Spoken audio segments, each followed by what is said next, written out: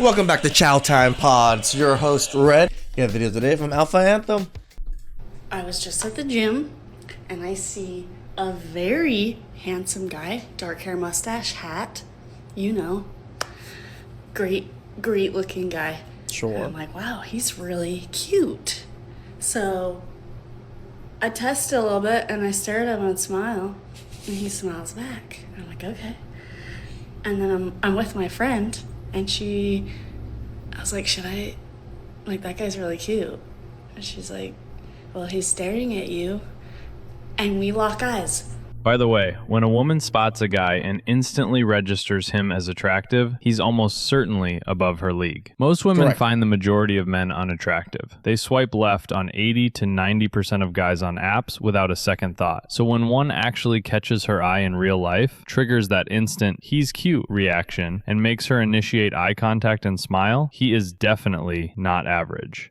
Definitely a Chad. Average guys don't get that treatment. They get polite nods at best or get completely filtered out. The whole time at the gym, the entire time at the gym, he comes by where we're working out, and I'm like, oh, okay, he's gonna do something about it. Like, he's staring at me the whole time. I'm staring at him the whole time. And I'm like, should I talk to him? Like, I'm giving him the cues. He should know that I think He's probably like, why the hell is she staring at me? he's cute. He's looking at me, I'm looking at him for an hour and a half. Then I'm leaving, and he's walking right behind me, and he just passes me. And this happened 2 times. I'm like, what are we doing here? Did you get nervous? Or what? Why are we looking at each other and then you say nothing? I don't know. I don't know. Again, just because men look at women doesn't mean we want you. Sometimes we're just looking just to look. Sometimes we're like, oh, what is that? To say, but I gave him the cues. I was looking, I was smiling, he was smiling, he was looking, and then he just walked right out. What the? So basically, she wanted the movie moment where the hot guy reads her mind, walks over, and carries the conversation. When he didn't play the script and just kept it moving, she got frustrated. This comment says, wait a minute, bro is just being polite by smiling back, and because you looked at him, he is supposed to know you like him? Right. She replies, yes, exactly, mind reading. Another one says, dude's making sure he doesn't get banned from his favorite gym. This one says, this just happened to me yesterday. He just left the gym without saying anything. I was heartbroken. All right, men, listen up. Or should I say boys? I totally just walked past this guy, and he was like checking me out, and then I was checking him out. I kept walking. I look back. He's looking back. I keep walking more. I look back. He's looking back. I'm like, if you just came up to me, maybe we could have gone on a date. Men, please start asking women out again. I clearly gave you the hints. I gave you the signs. It's not weird. It's not creepy. We're not at the gym or whatever. Like, I was totally into you. And now I'll never know who you are. Guess it wasn't meant to be. But seriously, I'm not saying all men are like this, but like, please, just start being a little more assertive. We're looking for leaders here.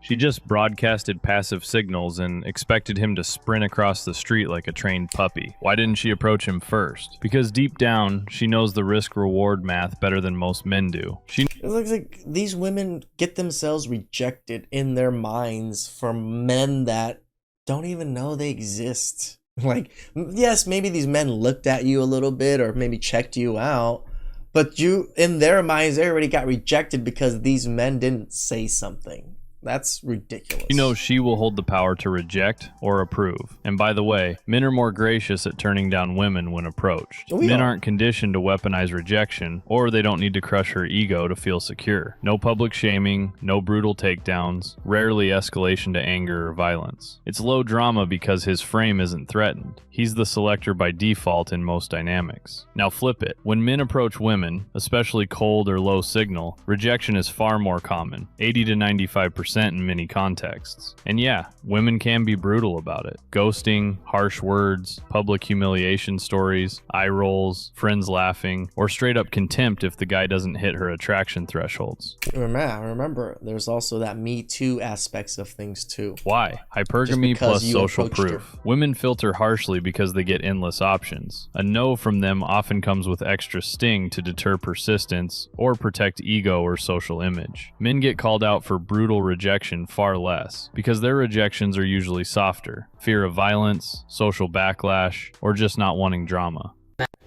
Let's talk about some of the rules that I have for the men in my life. I will not drive a man anywhere. If we're going somewhere together, he can come pick me up. If I have to drive myself there, then I'm just gonna go somewhere alone. I don't pay for anything for a man. I won't pay for dinner. I won't pay for movie tickets. I won't pay for gifts. I do not buy anything for a man. If I'm going to pay for my own dinner, I'm going to eat it alone. I would much rather eat my dinner by myself. The fact that I'm allowing him to be in my presence. If I go to dinner with a man, I expect for him to pay for my dinner for me.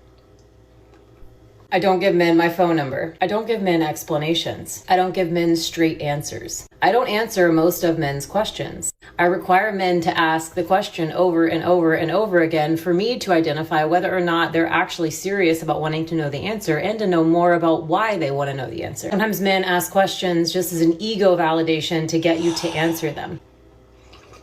No wonder she got no man. She Right? talks like her mere existence is a charitable donation. Even breathing the same air as her requires a credit check, a chauffeur service, and a signed waiver that you'll never ask for anything in I gotta admit, that nose is sharp. You can cut butter with that nose. return. She demands provision without investment. She demands pursuit without participation. She demands answers without giving any. She demands repetition just to prove you're serious, while she stays comfortably vague and untouchable. She's engineering a dynamic where the man has to chase, qualify, invest, and prove himself endlessly, while she gives almost nothing back. The goal? Filter for or trap the exact type of guy who will tolerate it. The simp who confuses her resistance with high value, who thinks if she's this hard to get, she must be worth it, and who will lock her down out of a scarcity mindset or ego bruise avoidance. Well, Yeah, there's a lot of simps out there that would definitely wife her up still, because they're simps. I'm here. I'm at rock bottom. Super depressed. Feel extremely numb. And it's because I'm turning 30 in a couple months.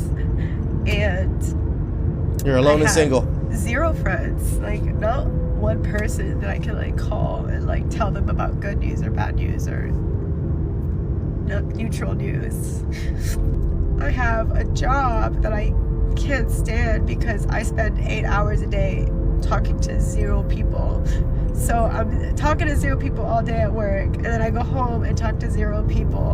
And, like, it's Whose just fault an is that? incredible lonely life. And the only thing I have, and I'm so grateful for it, the only thing I have is my parents, my family that are the best. But every other piece of Your parents are pretty solid when you still have them as support. pie of life I have kind of is fucked. I'm finishing my second master's, and because Why? the first one was in public health, and the way that this country is going, no one gives a fucking shit about public health. I then decided to do another master's in something very different to hopefully change the course of my life. But of course, I've applied to hundreds of jobs over the years and have gotten not even an interview. She did exactly what the script told her. Skip the traditional path, chase success, build your own empire, never settle, never compromise. On paper, she's the success story. Self-made, free, untouchable. But she's still But not happy. miserable. Comes home to silence, no one to celebrate with, no one to lean on when the day sucks. The condo's hers, the money's hers, the wins are hers, but the joy's missing. She built the life they promised would be enough, and it's not. Feminism sold her, you don't need a man to be complete, but it forgot to mention that complete feels pretty hollow when you're eating dinner alone every night. She's now in the classic post-wall epiphany trap. Spent her 20s probably chasing the wrong guys, prioritizing career or fun over building real connections. Now the friends are gone, the dating pool feels empty, the job market's brutal, and the independence she chased feels like a prison. Yeah, people don't realize as you get older, your friend circles shrink more and more. The more people you meet shrinks more and more. The more people that you end up gonna, be able to marry or whatever, somewhat shrinks in a sense, just because it's harder to make friends. It's harder to meet people. Yes, men that, do well in life in their later years are able to meet more women, but their inner circle still shrinks. That's just how things work. Please like, subscribe, comment down below. I really appreciate that. And catch you guys next time. Ciao.